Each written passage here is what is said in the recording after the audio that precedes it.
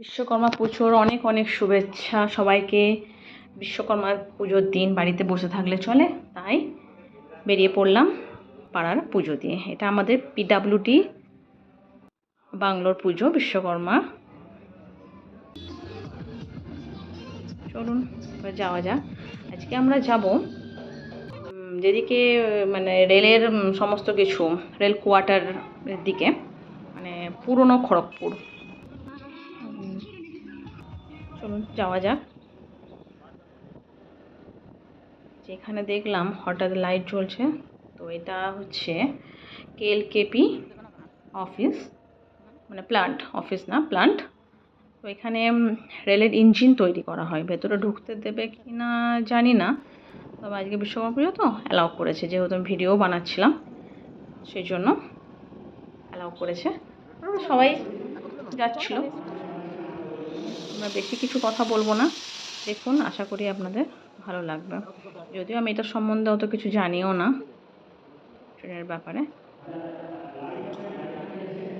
এখানে ট্রেনের ইঞ্জিন বানানো হয়, মেনটেন করা হয়, এই যে তার প্ল্যান্ট। তো এই প্ল্যান্টের মধ্যে দেখছি আলাদা আলাদা ডিপার্টমেন্টে আলাদা আলাদা বিশ্বকর্মা পুজো হয়েছে। মানে একটা প্ল্যান্টের মধ্যে কমসে কম 6টা-7টা বিশ্বকর্মা পুজো হয়েছে। চলুন, ড্রয়িং কম্পিটিশনও হয়েছে সকালে, তারই ড্রয়িং লাগানো রয়েছে। চলুন আপনাদের একটু ভেতরটা ঘুরিয়ে দেখাই। ভাবলাম যে পুজোর দিন আমরাও একটু ঘুরে আসি আর আপনাদের একটু খড়গপুর ট্যুর করে দিই ছোটোখাটো। আশা করি আপনাদের ভালো লাগবে। কেমন লাগলো অবশ্যই কমেন্টে জানাবেন।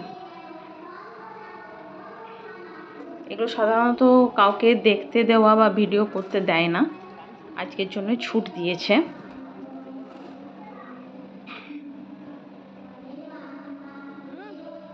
তো এই হচ্ছে প্লান্ট।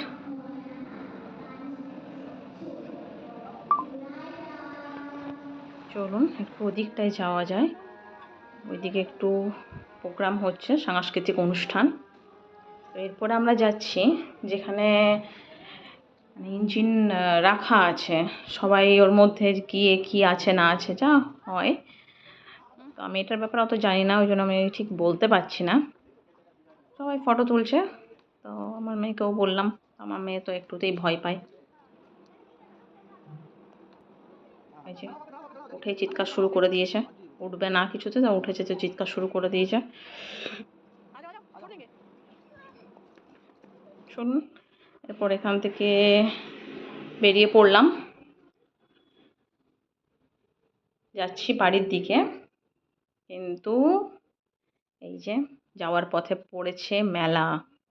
মেলাকে অ্যাভয়েড করে কি করে বাড়ি যায়? আর বাচ্চারা তো মেলাতে গেলে পুরো মেলা উঠে নিয়ে আসে, এই জন্য মেলাতে আমার দাঁড়ানোর এতটুকু ইচ্ছে নেই, কিন্তু অ্যাভয়েড করে যাওয়া যায় না। চলুন আপনাদেরকে খড়গপুরের একটু বিশ্বকর্মা পুজোর মেলাটাও দেখিয়ে দিই। তো 5 মিনিট দাঁড়াবো, চলে যাব, কেননা কালকে মেয়ের এক্সামও আছে। আর অনেকক্ষণ বেরিয়েছি, অনেকটা রাতও হয়ে গেছে, তাড়াতাড়ি বাড়ি ফিরতে হবে। তো এই যে এখানকার মেলা।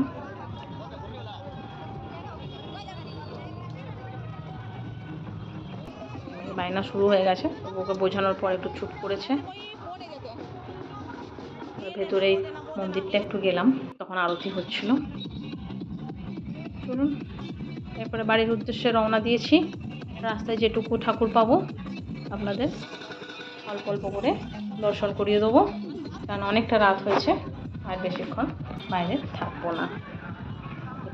যাচ্ছি।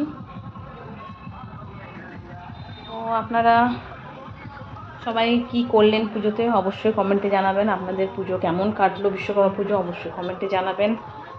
খুব তাড়াতাড়ি দেখা হবে নেক্সট একটি ভিডিওতে। ততদিনে খুব ভালো থাকবেন, সুস্থ থাকবেন, ভালো থাকবেন।